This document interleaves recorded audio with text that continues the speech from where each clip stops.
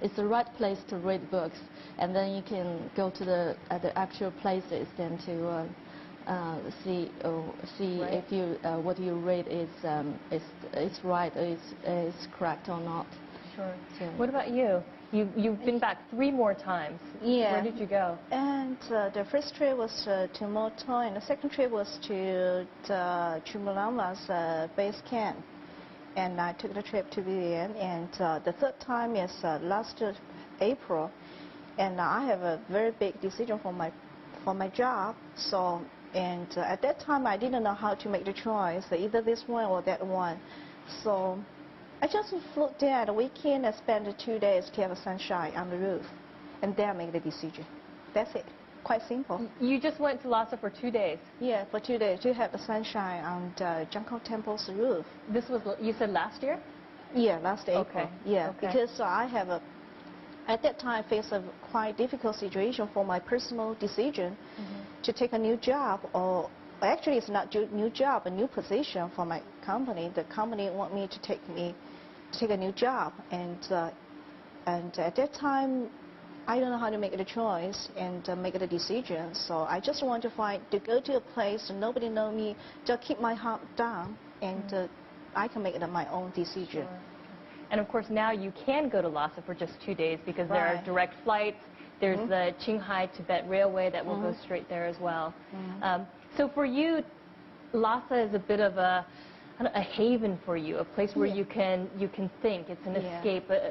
Is that right? Yeah, and also Tibet is a place full of mystery, and when you go there more and you feel that you know that less. This is I want to know more about the people, about their culture, and this is why I keep on going to Lhasa and go to Tibet. Each time you go, what do you hope you're going to get out of your trip to Tibet? I remember I read a map. There's the Tibet map is called the witch's map. It's something like that. There's so many temples. The whole map of Tibet just like a witch and laying facing the sky. So from there you can find so many temples, and each temple has its own function. And actually when I first time to read that map, I feel shocked for that map. This is a kind of culture that this is why. And I remember last time when I was in Lhasa and I chatted with a Lama, and he told me the Tibetan people is such a wide nation, and finally it becomes so calm. Why? Because of the culture, because of the Buddhism, because of the temple. So this is I want to know how this kind of culture can keep people calm down. So this I want to know. That's what you're trying to get out of your trip. How about you, Zhao? Because Tibet is not an easy place to get to. I mean, despite now the improvements in transportation, it's not easy, and it's not necessarily easy to travel within Tibet either. So what sort of rewards, what sort of things do you try to get out of every trip? I guess the most important thing I try to get out of it is the peace in my heart. It reminds me of a painting, famous Tibetan painting. If you go to the monasteries, you always see it. It's a monkey leading an elephant. Firstly, it was the monkey leading the elephant, and then in the end, the elephant was leading the monkey. The monkey represents people's mind, and the elephant is your heart. And because your mind is always jumping all around, right. And when you can lead your mind with your heart, you can be more peaceful and content. So that's what I have been trying to look for, other than work, of course. And like I feel like I'm a kind of person, I constantly feel confused. So Tibet actually, through the connection with Tibetan culture and of course studying about Tibetan Buddhism, I feel like I can be more content and peaceful in my daily life. It's just, it's right there, it's permeated in my daily life, and it's kind of like an embodiment. Right, so through that environment you could feel calm and the peace. Yeah. How about the rest of you in our studio audience, because there were a handful of you who have been to Tibet. I'm just curious again, you know, it takes quite some effort to get there, and so there must be something that you received in return, some sort of reward that you received from that trip. Can you talk a little bit about the reward, what you got out of that trip? Well, let's start with you, Teresa. All right. Actually, I don't think I have an answer for it. I'm a person who is very interested in the attractions of minorities. And I think all of my trips, I feel it's the people who drive me to go back. And your interactions with those Yeah. people. Great. And how about you, the gentleman next to you? Yeah. I haven't actually been to Tibet proper, but if you look at the areas that surround the region itself, there are a lot of pockets of Tibetans that still live there. I went to Qinghai, so I was at southern Qinghai, which is northeast of the Tibetan Autonomous Region. One of the things that I did find that makes me want to go back again is the relative sense of peace and contentment that you see in people's eyes.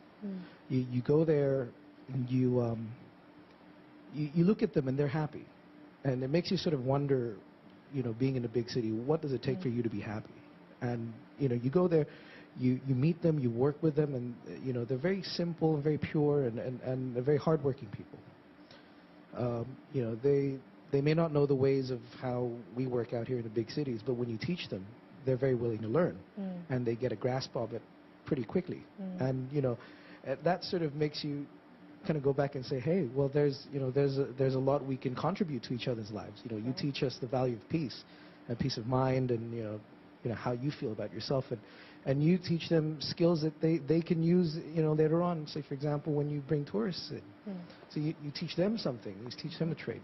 I think more and more, I think that's probably what would drive me back and would keep me wanting to go back to Tibet. Is just that being able to make a difference in someone's life and be a part of their lives at the same time.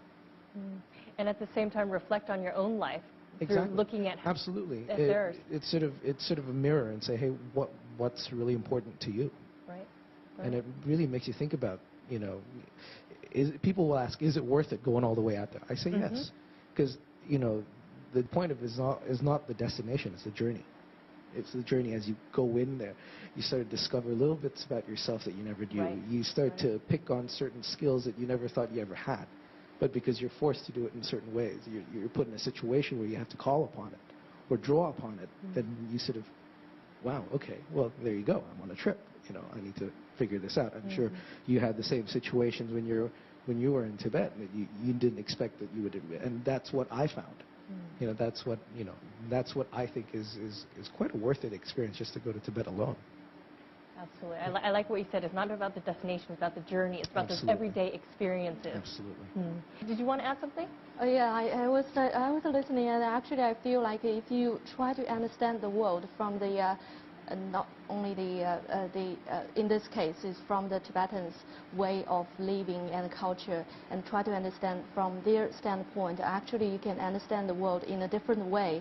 That's actually what I got from the trips and the connections with Tibetan people. Actually, I understood the way and the life in a different standpoint, and that makes a difference. Right. I think we get so caught up in our lives and we only know life from our perspective, but to see it from a completely different perspective, from a simple perspective, a simple and yet a very peaceful and joyful perspective is very enlightening, and it tells us a lot about how we want to live our lives as well. Exactly. Yeah, and I think that's all wrapped up in this allure of surrounding Tibet. It's the culture, it's the people, it's the natural scenery, it's just the feeling when you're there, right? We've talked a lot about Tibet, traveling there, backpacking through there, and next week we're going to talk a little bit more about how do we get there, what are the things that we need to bring, and what are the important things to consider when we go. So stay tuned next week as we continue our discussion about the experiences of Tibet travel. I'm Yishu in Beijing, and we'll see you next week on Up Close. Bye for now.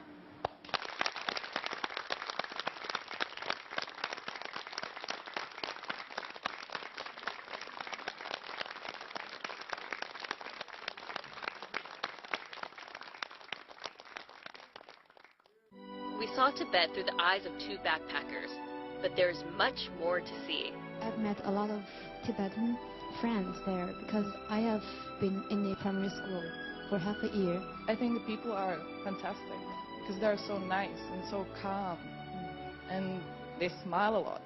Good thing about being in altitude when you come back down to sea level is you suddenly feel extremely energized.